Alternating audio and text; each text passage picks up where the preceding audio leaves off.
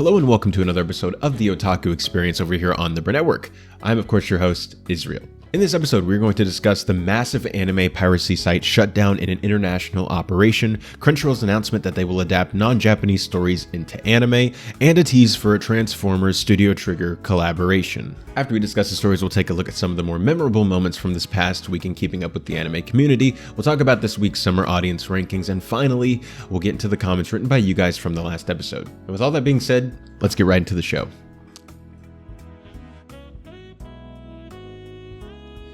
So we've been talking about anime piracy since the inception of this show, and we've been talking about, clearly the problems have been existent way before that. Feels like eons before that.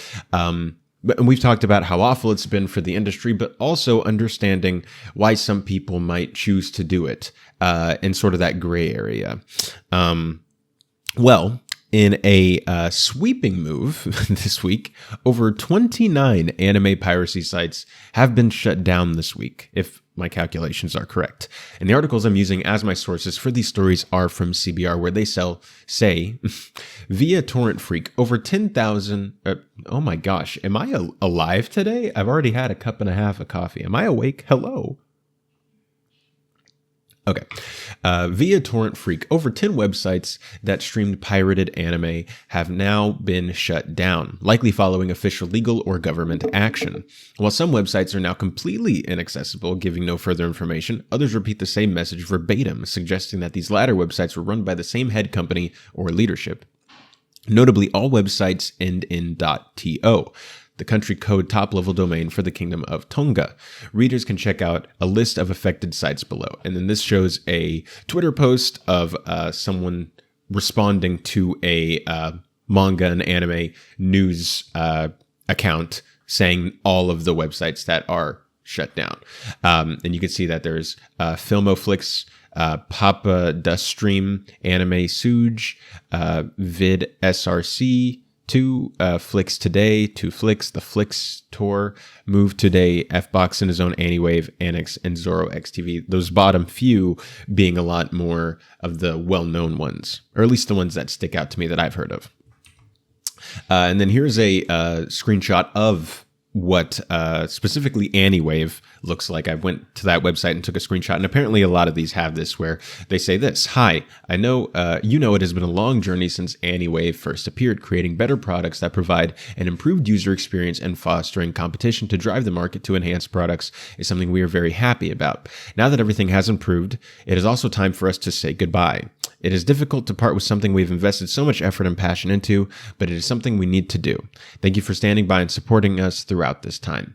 Every game must have an end, and life is about experiences. Every mistake teaches us lessons that help us grow. If possible, please use legal paid services. It's something we should do to show our respect for creators and content producers. Goodbye." And then they have the Wiz Khalifa song, "See You Again." And one thing I like before we continue with the article is that they are saying, if you can, and this goes to show some of that gray area where some people don't have the money to pay for a streaming service, even if they wanted to. Most people, specifically in America, most Americans are living paycheck to paycheck and can't afford, like an emergency expense or something. If that were to happen, they would just be stuck. And so when you're like stretching every dollar for what it's worth, sometimes you don't have money to pay for an anime streaming service site, but you still want to watch anime. And that's where it's like that gray area. Well, do you just not watch anime because of your unfortunate circumstance? Or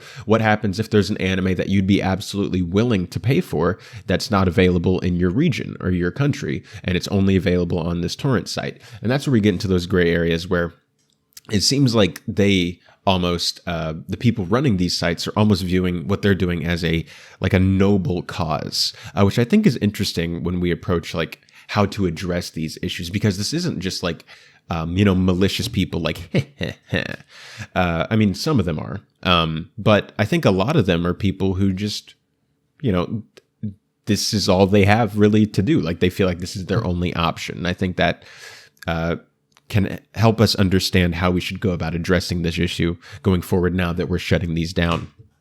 Going back to the article, they say, of the above list, the message was displayed on Xerox TO, Annex TO, Anywave.to and AnimeSuja.to, which represent the only sites marketed toward anime fans. However, those sites alone represented 262.9 million monthly page visits.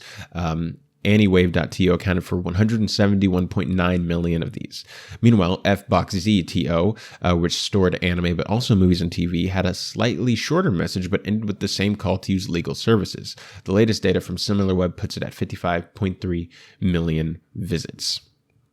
And I do wonder how much of this is like a, assuming that this was like government intervention, how much of this was, like, forced to say, tell your audience to pay for legal means, or if they just chose to do that. That would be interesting to see. Getting to the second article, so that was the first one where they had shut down 10 sites. Then later this same week, they shut down 16 more. And here's that article. The Japanese Anti-Piracy Association, or CODA, released its latest report on August 26, 2024, regarding the second phase of its Operation Anime in Brazil. The first phase saw the closure of 36 anime pirate sites.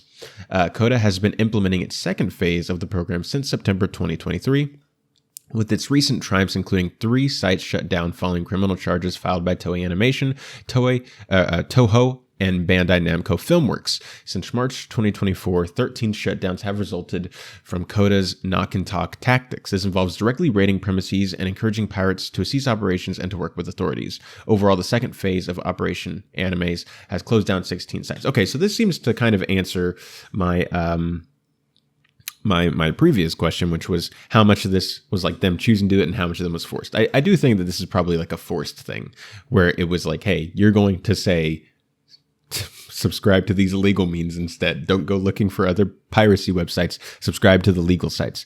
So this, I think, maybe not 100%, but I think it shows, for at least for a lot of them, that probably was what happened. Kind of forcing them to do that. According to CODA, the average 3-month number of accesses to those 16 sites totaled approximately 21 million, or 7 million monthly, and over 100 million combined. 11 of those sites were voluntarily handed over through negotiations, with access to them redirected to a CODA page with the simple message, "This website has been closed due to copyright infringement." While CODA says the remaining 5 have also been shut down, it is still negotiating with its operators to hand site access over. The latest report also provides some updates on the raids on anime piracy sites executed by Brazilian police on April 11th. Search and seizure warrants were executed, with the Brazilian government revealing that at least 2 sites had been blocked or suspended.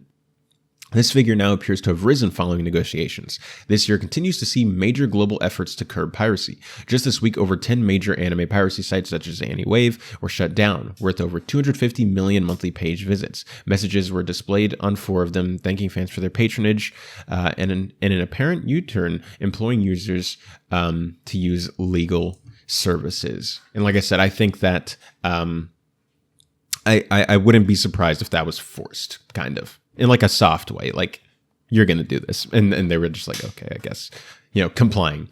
But yeah, so it looks like 10 were shut down earlier, and then an aggregate of, I believe, 16 since September 2023 with the Operation Anime with CODA have also happened. So it's not like 16 were shut down just in this past week. It was like 10 were shut down in this week, and then an aggregate of 16 other piracy sites have been shut down since last year around the same time. So I guess this goes to then, what do we do? How do we address this? And I think that we just have to make legal access to anime a lot easier. And I think that means we already have ways that people do that. Like Crunchyroll has just like a free tier. Like you can just subscribe to Crunchyroll and it be free. Now, granted, you don't get access to anime that are currently airing. Like you're going to be a few episodes behind and you'll have ads. But I have a like Disney Plus and Max and Hulu and stuff, and I pay for ads. I pay to the cheapest membership just because I have water in my ears. Sorry, this is what happens when you wash up before you start filming. You get water everywhere. But anyway, I'm totally fine sitting with ads. Because I don't want to pay like the most expensive tier, except if it's something I really care about. Because of how short anime episodes are, they're only 20 or so minutes usually, especially when you take out the openings and endings. There's no point in ads for me at that point. But when it's like I'm watching a movie on a streaming service, or I'm watching like House of the Dragon or something, and that episode is like over an hour, and I get like 3 ads that add up to be like 2 minutes. Like I don't mind. It's not something I love, but I would much rather do that than pay like $50 a month when you add up like all the streaming services I'm paying for. And I think that we have to make it easier. We have to meet these people where they are. These people clearly want to watch anime. And so the people who have the anime legally have to stop gatekeeping. And now, like I said, Crunchyroll is already kind of doing this, and they've been doing this for years with their free subscription. I don't even know if you'd call it a subscription because it's free. You just sign in, and you get ads with your stuff, and you're just behind, and you lose a lot of the perks. I think that's fine. Maybe we could limit the ads. I don't know how many ads are on it, but I remember when I first signed up for a free trial on Crunchyroll, sometimes the ads were like really annoying, and there would be like a lot, and especially for like 20 minutes of an episode. I think we just need to have reasonable ads, and I think people are fine. Because even these piracy sites have ads, like not necessarily ads on the episode, but ads all around the site, like the interface. Like if you click on anything, it's going to take you to like a pop-up or something. And so I think that needs to happen. We also need to make it so that anime is just easier to get in different places. So there's situations where distribution rights are a thing where let's say one country doesn't get the distribution rights, or the studio doesn't give the show to a certain country because that studio has the distribution rights, or something like that happens where like one country can't have it, whether forever or whether it's just for a certain period of time. An example of this would be like Grave of the Fireflies, which is actually coming to Netflix next month in September. Is it already September? No, it's August 31st. So next month.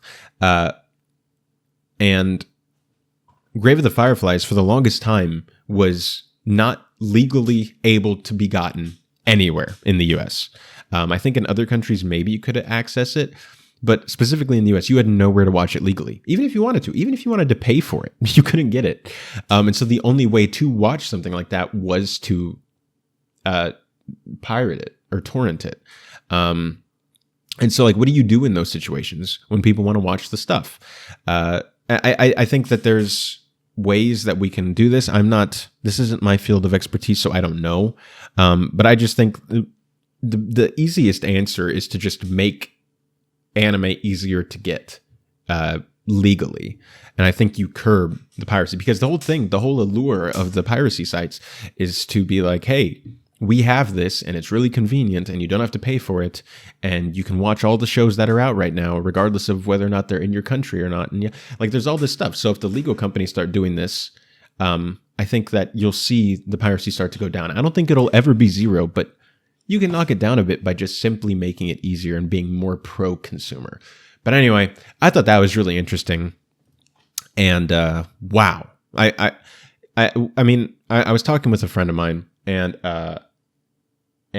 we were talking about it, and he said that, he was like, just give it. It'll be a matter of days or at most a couple weeks before, a new site is up.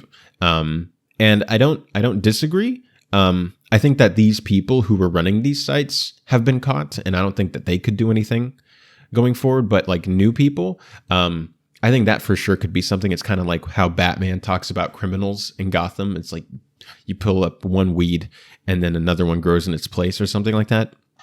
I think that could be the same thing here. Like, this definitely won't be the end of anime piracy, but I think it's a starting point. But it's kind of like just taking away this without giving them a reason to now watch stuff legally. So I don't know. It's a big, convoluted, annoying, disgusting situation. How would you guys go about it? Do you guys agree that it should just be like easier to get stuff? How would you go about it? That'd be interesting to hear. I want to hear some more theories about what we could do about this.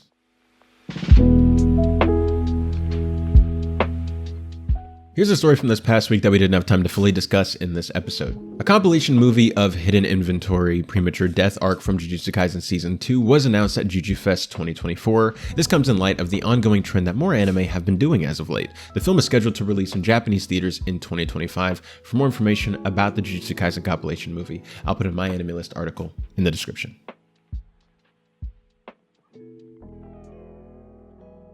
Crunchyroll got into the anime making business around 5 or so years ago now. Their first show aired in 2020, but I think they, to actually begin production is like a few years ahead of time. So at the latest 2019, but probably around 2018 or so. And since then, they've actually had a pretty decent run of shows. If you look at it, things like Tower of God, The God of High School, which wasn't the greatest, but had a really nice production quality and a lot of people watched it. Tonikawa, and of course everybody's favorite, X-Arm. They have clearly no plans to slow down, but they are actually going to expand their source material to Indian works. And the article I'm using as my source for this story is from CBR, where they say, following a recent interview between Rest of World and Crunchyroll CEO Rahul Parini, it was revealed that anime platform Crunchyroll plans to work directly with Japanese creators to develop anime series based on Indian creators, themes, and stories. Crunchyroll is also set to produce anime merchandise for India, with Parini saying, "You will see some of our IP merch come out here very soon. The fans love to wear their fandom on their sleeves." This news follows Crunchyroll's expansion into India in recent years, first opening an office in Mumbai in October 2022, ahead of its planned opening of a second office in Hyderabad. It licenses about 25 to 40 anime quarterly in India, works with partners to provide the series in dubbed form, and regularly sponsors conventions. Recently, Crunchyroll hosted a Demon Slayer talk show with the series voice actors in attendance. Part of its plan is to incentivize fans to use Crunchyroll over piracy sites. Includes incredibly low subscription fees. Rest of World report it costs as low as 79 rupees or 94 cents for a monthly subscription. Crunchyroll also provides a free ad-supported streaming TV fast channel through Amazon Prime Video in India, as it does in the United States with Crunchyroll Channel. Fast channels are quickly becoming a preferred option to entice the would-be anime fans with free offerings before converting them to a paid subscribers for a more comprehensive experience. The Pokemon Company International and WildBrain recently announced that Pokemon's first 22 seasons will stream for free on a new channel in the US and select territories. This was followed by Viz Media's partnering with Amazon on a similarly free Naruto channel. Crunchyroll's plans to adapt Indian stories into anime followed Parini's statement that anime needed to remain inherently Japanese.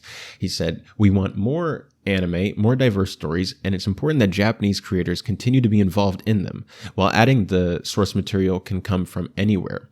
Touting the success of Korean webtoons, Crunchyroll is on the production committee of Solo Leveling, and according to Parini, pitched that series to Aniplex.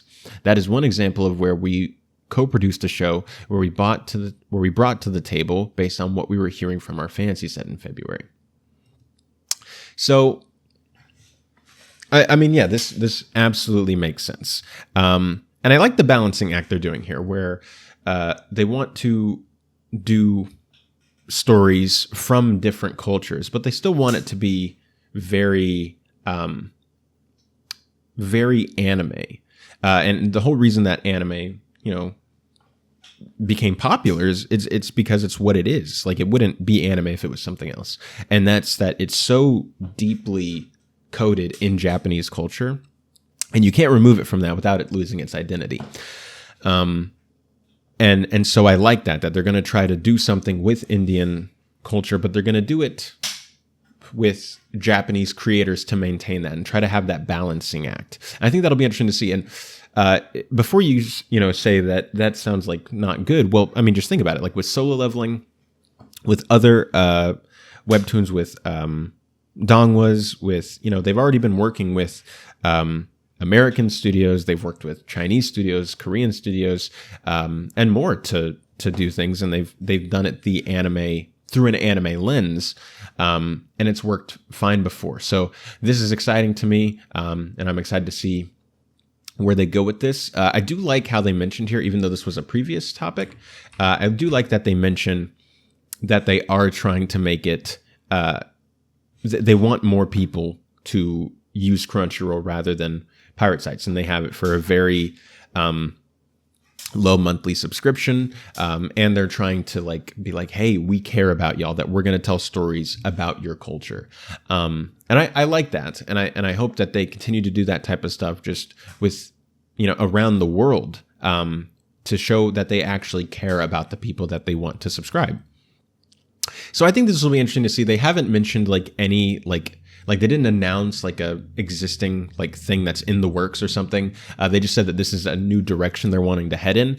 And whether or not they actually have something that comes out like next year or something remains to be seen. I would presume if they're starting now that we'll probably start seeing something of this probably towards the end of next year, maybe 2026, where we actually start seeing like a project, whether we're getting the full thing or we're getting like trailers for it, or an announcement.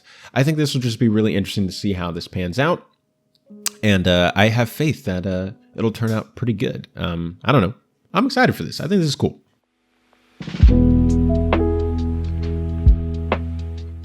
Here's a story from this past week that we didn't have time to fully discuss in this episode. The next Manga Awards have crowned its 2 award winners for this year. Kagurabaki won in the print category and Girl Meets Rock won in the web category. Both of the awards have coincided with anime adaptations for their winners in years past, so be on the lookout for something similar with these manga.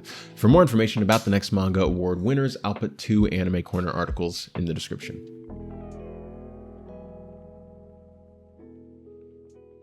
If you know me, you know that I am a lifelong Transformers fan. From G1 to Transformers Prime, Transformers Animated, the Bay films. I love it. It's fantastic. It's my favorite thing ever. So it should be no surprise that one of my favorite announcements of the year so far is the Transformers and Studio Trigger collaboration announcement for the 40th anniversary. And so the article I'm using as my source for this story is from Anime Corner, where they say the Transformers media franchise is celebrating its 40th anniversary this year, and a special animated video project by Studio Trigger is in production to commemorate the milestone. The release trailer, although pretty unclear, shows the scenes from some familiar Transformers in battle. The project is teased to be coming soon, and you can check out the teaser below. So I'm not going to play it because copyright, but I have some screenshots here where they have the 40th anniversary made out of the Transformers logos. I thought that was pretty epic. And then they have this one image that looks like Optimus Prime or something, but I don't recognize if this is from a pre-existing show or if this is something new. Looks kind of new, but I don't know. Then we have Transformers Animated, Optimus flying. Clearly, this is like a season 3 of Transformers Animated thing. We have Rodimus Prime holding up the Matrix in the movie. And then I think this is where we're starting to see what we might actually see in this project, which is clearly anime style of Megatron and Optimus Prime fighting.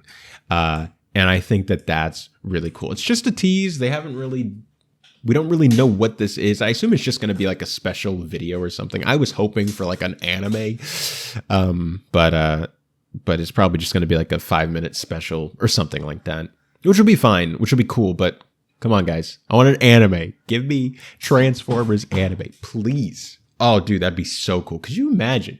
I mean, Transformers in Japan, like if you know your Transformers history, you know that the Transformers were based off of toys, and those toys were based off of Japanese toys, and so they've always been like inherently connected from their conception.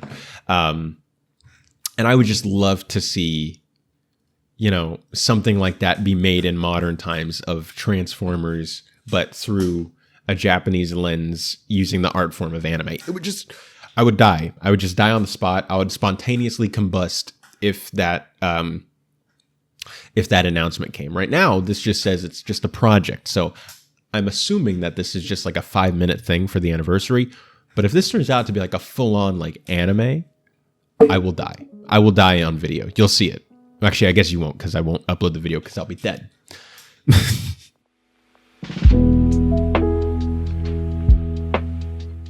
Here's a story from this past week that we didn't have time to fully discuss in this episode. The second season of Oshinoko will air a recap episode next week. The 10th episode has been delayed to September 11th. For more information about the delay, I'll leave an anime trending article in the description.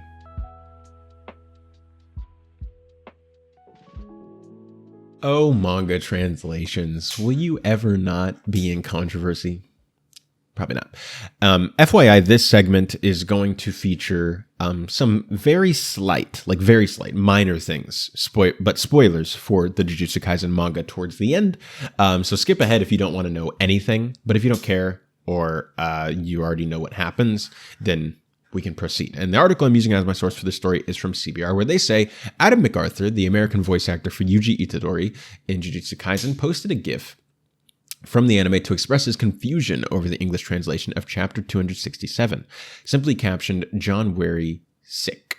MacArthur's GIF is an intentionally humorous scene from the anime where Yuji says, "I see. I don't get it," with a very serious look on his face. John Wary is credited translator of Jujutsu Kaisen manga for Viz Media, who assumed the role following Stefan Koza, following the latter's incident. We'll say that so we don't get demonetized. While the ousting of Koza was justified, many within the fandom have been critical of Wary's work on Jujutsu Kaisen and other series like One Punch Man. However, MacArthur's post on X is the first time someone officially affiliated with the franchise has called out the Viz Media translations. And then here's the tweet and the GIF in question.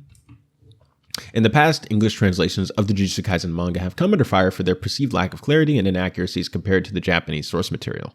The first viral chapter example was chapter 220, where Shoko Ireri, I hope I pronounced that right, states her romantic disinterest in Satoru Gojo and Suguru Geto.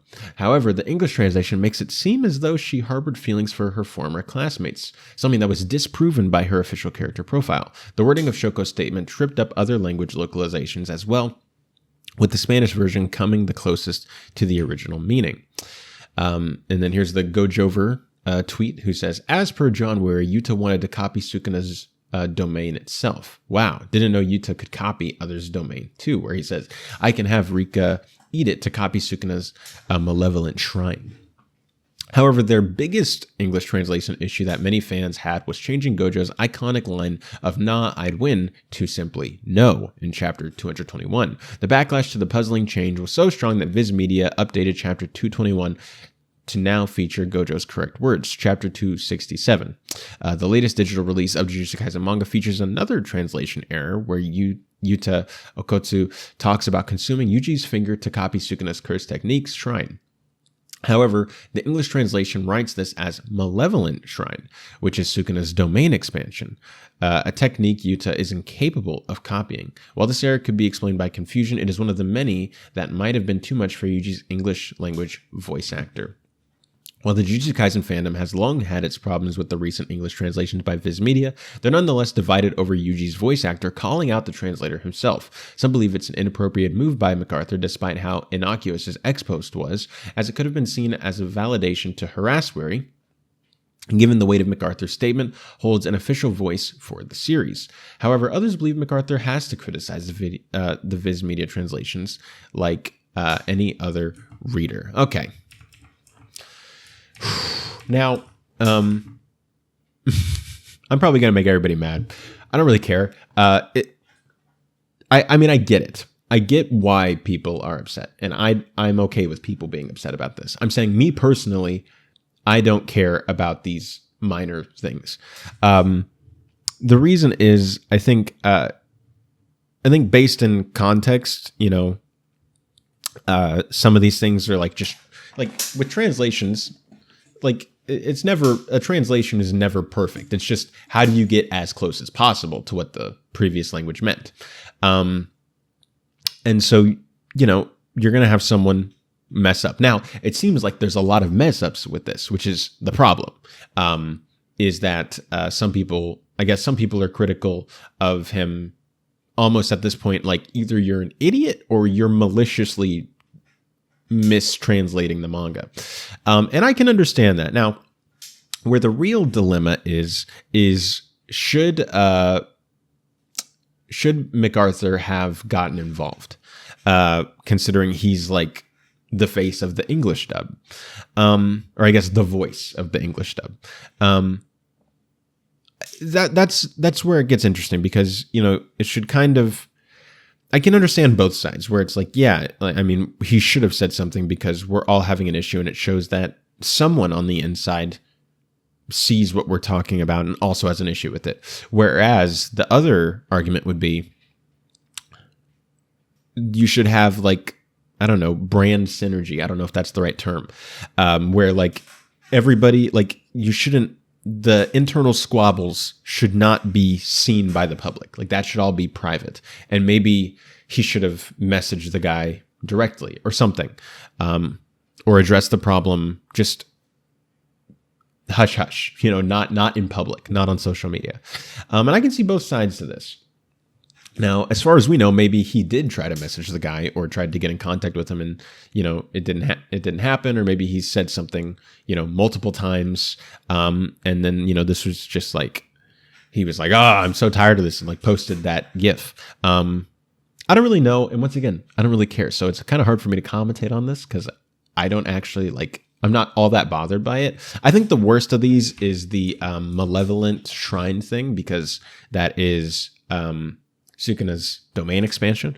And so I can get that. That would probably, like, you probably read that. I don't read the manga, but if I did, I'd probably read that and be like, But I mean, if it's something that, like, is addressed later and they fix it, or they acknowledge that it's an issue, if it was just an honest mistake, I mean, that's fine. That's not like breaking anything. Now, if it's like, you know, malicious changes in the dialogue, where we saw in like the Dragon Maid anime, where some of the lines were just completely changed to fit political motivations, that could be something that I think is a lot more meriting of outrage. I think this is just kind of like, this is stupid. Why does this keep happening? Why does the translator keep messing this up?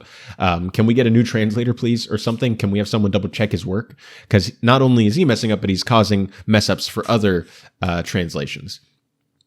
So I can understand that, but I don't think that this is like, like that Dragon Maid thing was, where even though there I thought that was being blown out of proportion because it wasn't changing like major plot lines. I guess when it's like lines, like regular lines, I guess I don't really mind that, or I don't care as much because it doesn't change the overall big picture. But, you know, when it gets to something like the malevolent shrine, which he should have known is the domain expansion, which Yuta can't copy. That could be one thing. But like I said before, maybe this could have just been genuine confusion. And in which case, if you're having so many times of genuine confusion, maybe you're just not the right person for the job. Maybe you're, you know, a good guy. I'm not saying that. I'm not saying you're not talented in any way, but maybe not this job, you know, or maybe have someone else work with him or something. That would be really it. But I don't know, like making fun of him or, you know, insulting him or like getting like having this like giant outrage about it. I don't really know if it merits that, but once again, these are anime fans we're talking about. So, who cares? Let's throw reason out the window. But yeah, anywho, I assume like if you guys actually read the manga, how does this actually affect you personally? I am kind of just speaking hypothetically. I do read manga. I keep up with some manga, but, and so I'm kind of talking about it from, I guess, that perspective, but I'm not actually in this fandom, so I don't actually know, like, what this is. The Malevolent Shrine thing, that seems like a big goofy woofy, but I don't know what I just said. But still not something I'd be like, ah! I don't know. Anywho.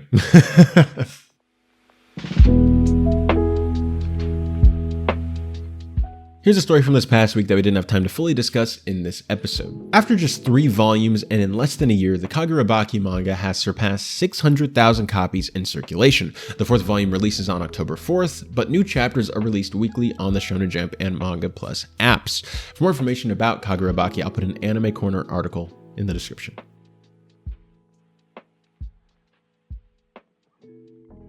Cyberpunk Edgerunners was a massive hit. Dare I say more than the actual game? Anywho, the anime got critical and audience acclaim. It even won, some awards, won the Crunchyroll Anime of the Year award for that year, to which some people got mad at me about. I thought that was weird. But ever since the final credits rolled, people have been wondering if we'll ever get anything like that again. And the answer is yes. The article I'm using as my source for this story is from CBR, where they say via IGN, CD Projekt Red held an earnings call on August 28th when it was asked about building portfolios within pop culture and a possible sequel to the Cyberpunk Edgerunners anime, which it co-produced with Studio Trigger. Yes, we are planning, of course, to have more in the flywheel of pop culture. This is very much in our interests, CEO Michael Nowakowski said. When it comes to specifically to Cyberpunk Edgerunners having a continuation, I'd rather bring back the words I said before, which is we're definitely planning to do more in terms of animation with Cyberpunk. So I hope that's enough as an answer. So expect to see more for the future, but that's as far as I can go right now. The short answer is no. Cyberpunk Edgerunners Season 2 is not happening. And I don't think it should, because the way that ended, I don't know. It's almost like the way it ended, I may have not enjoyed the execution of Cyberpunk Edgerunners, especially in the second half where I thought the pacing was too fast and I wanted more episodes to kind of let everything breathe. If you write down a synopsis and a bullet point, I like that story a lot.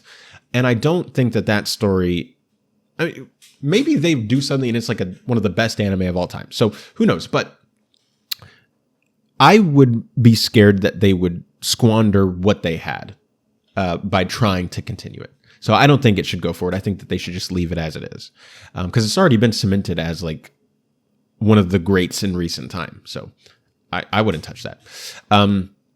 But Project Red refused to be drawn specifically on Cyberpunk Edgerunners Season 2, giving a similar answer to Satoru Honma, CDPR's Japanese head on the topic in 2022. Via Famitsu, he revealed how the concept for the series came about, with it being pitched by former CDPR Director of Business Development, Rafal Jackie. Jackie is the showrunner of Edgerunners and now the writer of No/Name, the first manga ever written by an all-foreigner team to be serialized on Jump Plus. Edgerunners was only ever planned to be a standalone work, with Honma stating, so there is no such thing as we are actually currently working on Season 2 behind the scenes. Even if we are able to make an anime in the future, I don't know if it will be a Season 2 or a completely different work. And so I think the good news here is that we are going to get more stuff with Cyberpunk. I mean, there's plenty to tell. There's a giant world there that they can do anything in. And I think that I think that they should not limit themselves by only doing an Edgerunner Season 2. I think it's such an expansive world and there's so many concepts they can go to that I would explore all those many, many, many possibilities. I think that would be a lot more interesting. I am interested to see where this goes. I would just want them to tell the stories that they've been telling and to tell them the way they want to tell them. They clearly did that with Edgerunners, and while it didn't work for me completely, it worked for a lot of people. And it was a story they wanted to tell the way they wanted to tell it. And as long as they're doing that, as long as artists are being artists, if I don't like it or if it doesn't completely resonate with me, I don't care. You're making the world a better place by being an artist. And so I'm just excited to see where they go with this, especially with this team being involved. Like I said, I personally don't want a Season 2 of Edgerunners. I think that should stay the way it is, especially with how much acclaim and awards it got. I think that they should just leave that. Maybe they could do a spin-off or something without doing a direct continuation. But I would personally just go somewhere completely different altogether.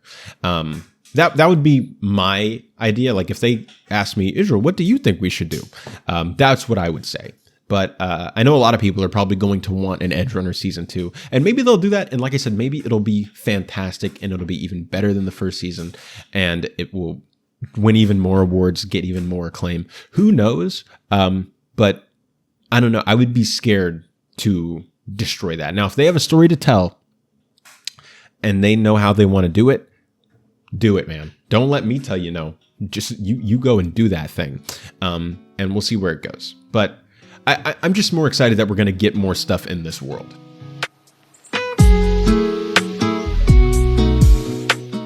With the major headlines of this past week out of the way, it's time to hop into some of the more memorable moments of the past week. It's time for some keeping up with the anime community. Alrighty, so the One Punch Man illustrator Yusuke Murata's son places second in a national bodybuilding challenge, taken after his dad's I was going to say his dad's character, but he's just the illustrator, so I don't know where to go with this, so I'm just going to sit here awkwardly. Anyway, One Punch Man manga illustrator Yusuke Murata's son placed second in a national high school bodybuilding contest in Japan. This is the equivalent of all the Koshien national sports anime protagonists usually strive for, and it gathered contestants from all over the country in Tokyo to compete. He competed in the 170 centimeter and below category. I don't know what that means. I speak English. I need feet. The measurement. The famous artist and animator proudly posted this pic on his X account, sharing that his eldest son was the runner-up and thanking everyone for the support.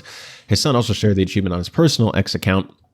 He wrote that it's disappointing, but he will keep working hard. In his bio, he shares his love for illustrations and muscles, as well as his goal of hitting 10,000 subscribers. And yeah, they already said what category he worked in. But anyway, I mean, guys, if you want to do a live action One Punch Man, we found Saitama. Anyway, and with that, it's time to take a look at the summer 2024 audience rankings from this past week, starting with the anime trending rankings, where we have, if I have things working properly, I thought I had it. And I opened it and it wasn't what I thought it was. Here we go. Okay, I found it. Great. At number one, we have Mankind, Too Many Losing Heroines, which has spent 2 weeks at number one. Very deserving in my opinion. At number two, we have Days with My Stepsister going up 2 spots to number 2. Oshinoko Season 2 going down 1 spot to number 3. Aya Sometimes Hides Her Feelings in Russian going down 1 spot to number 4. Pseudo Harem has spent 2 weeks at number 5. 2.5 Dimensional Seduction has gone up 1 spot to number 6. Wisteria 1 and Swords has gone down 1 spot to number 7. Shoshimin How to Become Ordinary goes up 2 spots to number 8. Atri is a new entry into the top 10 at number 9. And The Elusive Samurai goes down 2 spots to number 10. Going over to the Anime Corner rankings, at number 1, we have Days with My Stepsister, who goes up 4 spots from rank 5 to rank 1. Oshinoko Season 2 goes down 1 spot to number 2. Too Many Losing Heroines goes down 1 spot to number 3. Wisteria, Wand, and Sword goes up 3 spots to number 4. Alia goes down 1 spot to number 5. No Longer Allowed in Another World goes down 3 spots to number 6. Pseudo Harem goes up 8 spots to number 7. Fairy Tail 100 Years Quest is at the same rank at number 8. 2.5 Dimensional Seduction goes down 3 spots to number 9. And The Elusive Samurai goes down 10 spots to number, down 1 spot to number 10, if I can read properly. Then we go over to the Japanese ratings. So once again, for the Japanese ratings, this is taken from the Kanto region in Japan, where there's over 40 million people, and they base it on what percentage of the population was watching stuff. And they use that to kind of discern what the vast majority of Japanese people are watching. So first, we have some special stuff. Naoki Yamada and Kyoto Animation's A Silent Voice film aired on NTV on Friday, August 16th at 9 p.m. and earned a 6.6% rating.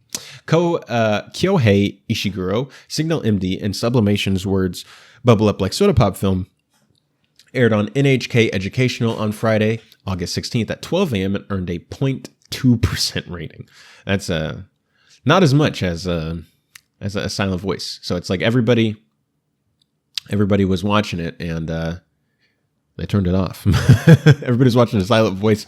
Words Bubble Up Like Soda Pop came on and they went beep. They turned it off. Anyway, the Kaketsu Zorori La La La Star Tanjo film aired on NHK Educational on Saturday, August 17th at 3:45 p.m. and earned a 0.2% rating. And the latest episode of the live-action series of Satoru Hira's No Domestic Work for Miss Sayonji manga aired on TBS on Tuesday, August 13th at 10 p.m. and earned a 5.4% rating. And then we go to the regular scheduled program here, where Sazai-san, as always, is at number 1 with a 7% rating. Detective Conan 5.4%, Chibi Maruko-chan 5.2, My Hero Academia Season 7 at 3.2, One Piece at 2.9, Doraemon 2.8. That time I got reincarnated as a slime Season 3, which is funny because nobody's talking about that, like in the broader culture, but in Japan that show is huge at 2.7. Sorake Anpanman at 2.5, Crayon Shinchan at 2.3, and Wonderful Precure at 2.2. And finally, we're now going to hop into your comments and questions from the last episode of the Otaku Experience. If you'd like to have me respond to your comment or question in the next episode, all you have to do is just hop into the comment section and literally leave your thoughts about whatever, and I will answer it. And this week we had probably the most amount of comments we've had since like we started the show. Like a lot of people were talking. So we got a lot to talk about. So starting with UK Media Warrior, who says, I think the fact Peter Jackson had no actual involvement in this project, and yet they plaster his name over the start of it, tells us a lot. They're desperate for the fans to watch this. But then they make their lead protagonist a girl who appears briefly in the appendices and that Tolkien didn't even name. Why? Why pick her when the story of Helm Hammerhand is more than big enough to be told with him as the lead or his sons? It has me worried that as a Tolkien fan, they are going to bastardize more of his work as Amazon did with Rings of Power. That is a reasonable concern. And I think that's something that we'll see a lot in these comment sections, in this comment section, is that everybody, or that a lot of people are wondering why they decided to focus on a character that's like not even named in the appendices. But I think with the Peter Jackson thing, I think that's really a non-issue. That's something that Hollywood has done forever, where they put on like someone's name that people will recognize. Because how many Americans are going to recognize Kenji Kamiura's name? They should, but they won't. Peter Jackson, they know. And so it's just a marketing tool. I mean, how many times have we seen like, you know, it was like on some trailer, they're like, from the executive producer of blah, blah, blah. And you're like, the executive producer really had nothing to do with that movie that they're referencing. But okay, it's just the name recognition, right? But anyway, I understand the concern with that.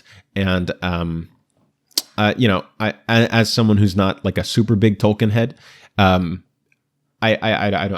don't really have that concern as much because I don't know. It's just it'll be interesting to see how they play it out. Then we have PW Miles 56, who says the Japanese War of the Rohirrim trailer is much more slickly edited. It is quite different. There are shots which build sympathy for the heroine, e.g. children cheering as she rides by. The action is gripping and plays on one's emotions, unlike the Turgid Talkie Talk in the US trailer. Helm and Hera's English voices are bona fide actors, Brian Cox and Gaia Wise. Gaia, the daughter of the famous thespian Emma Thompson, possibly an assisted career. I disagree. So the War of the Rohirrim Japanese trailer is different, and I acknowledge that. But when I was talking about like which to cover, I was saying I was going to cover the American trailer because there was, in terms of visually speaking, and in terms of like the overall like gist of the trailer, there wasn't anything like big enough difference-wise for me to go to, you know, and to look at both trailers, if that makes any sense. But yeah, I mean, it is different. And it is edited different, but I mean, in terms of like the shots and the overall picture you get, I thought they were about the same. But then we have BN16 fan who says, your use of transgressed was an example of transgression, so win. Yay! Yes! Yes! I knew I was smart. At Ned Knight says, the protagonist is a princess reluctant to fulfill her duties. She won't be told who she can marry and what she can/cannot do. We see she is also a fearless fighter, also to best trained warriors. The antagonist is a brash and petulant, seemingly spoiled man baby. This is the template. Who's excited for this utterly tired trope? I was excited for this movie until the trailer dropped. Consider me an minority. That's fair. I mean, if it's like, yeah, when I see like tropes, like when I'm looking at like the anime seasons coming up, and I see like an isekai or something, and I just know the tropes that are going to be there, I do that too. I go, ugh, and I skip it. So if that's the case, if you just see tropes in this trailer that you're not into, that doesn't bother me at all. And yeah, I mean, there's definitely tropes in here, like I got like Swan Lake vibes from like the prince who's like I would agree, like a man baby. But maybe that's what character development is for. So we'll see. BC Vidinfra78, I hope I said that right. Animation of Middle-earth looks weird to you because you're young. Middle-earth existed in animation before it existed in live action, believe it or not. Oh, this is where someone gets mad at someone else's opinion, and so they resort to character assassination by saying that the person just doesn't know something. I actually do know about the animation stuff, and I know that the animated Lord of the Rings film actually doesn't even cover up to Return of the King. It just stops at Helm's Deep, and Frodo never makes it to Mount Doom, and the movie just ends. But, so I actually do know of those, believe it or not. I'm saying Middle-earth in the style of the live-action films, because we have the context of the live action stuff with the trilogy, the Hobbit trilogy, Rings of Power. They all have a somewhat consistent look to them. And it was just weird seeing that look be done, not just in animation, but in anime style animation. So let's not resort to character assassination here. Like, you can just say you disagree with me. You don't have to say like, I don't know something just because I disagree with you. Come on, man. You're better than that. Antonio Pereira 9963 says, make your top 50 anime of all time. You know how long that would take? Dude, we would be here forever. I wouldn't do that. Maybe I would do like a top 10, but yeah, maybe I would do that at some point, but not 50. That's too much. And then, by the time I get out of like the top 10 or 15, like I would just be like, I don't know. Like, I really only view like 10 or 15 or so, maybe 20, to be like all-time great anime. And then like out of that, I would just be like, yeah, this show's really good. Like, I don't know if I have that many. Kano2444 says, it was a talk between a king and an arrogant lord. The princess didn't even get named. Arranging political marriages didn't need to be considered by her or otherwise, since the king dismissed the proposal outright. Why lead with her? Is this bait? I don't know.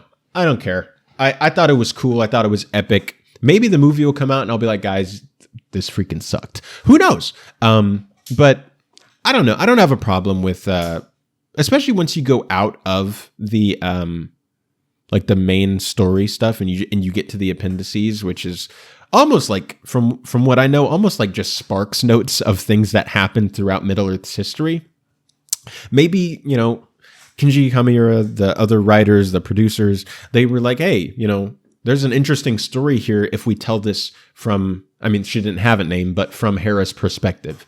And they just did that. I don't know. At Naimi2964 says, girl, why are you wearing a bonnet in public? I prefer the term hair sack, and I thought I looked pretty fire. So, I don't know why you're complaining. At Kale3691 says, I think it looks good. I do too. I thought it looked pretty cool. Fox 1111 says, trailer looks epic. Laugh, laugh, laugh, laugh. No, looks like doggy poop. I disagree. I thought the trailer looked pretty epic. I thought the music was cool. I think the fights are going to be epic. I like the animation. So I'm all there. I think it looks epic. 100%. And then Serial Killer 77 says, personally didn't care for the trailer. The animation looks kind of cheap, but not something I'd pay $20 to watch in theaters. Spider-Verse is one thing, but this looks kind of lazy in my opinion. They've been working on this for like 3 years. So I disagree that it looks cheap. I don't know. Hand-drawn animation is like an enormously time-consuming and expensive endeavor. It's cheap, but it's like, you know what I mean? Like, when you look into like actual hand-drawn animation production, like it takes a lot of people, it takes a lot of time, it takes a lot of work. And so, yeah, animation just takes a long time. And I don't think this looks cheap at all, really. But I guess that's, like you said, it's just your opinion. That's fine. But, and that does it for all the comments. Like I said, a lot of comments this week, a lot of people, having very loud opinions about the new Lord of the Rings movie. So that'll be interesting to see when it comes out or when we get further trailers, how people's perception of this develops. But anyways, guys, that's going to do it for this episode of the Otaku Experience. I want to thank you guys so much for watching and or listening. If you prefer to listen to the show rather than watch, maybe you think I'm ugly or, you just can't have a YouTube video open whenever the show comes out. You can listen to the Otaku Experience podcast on Spotify.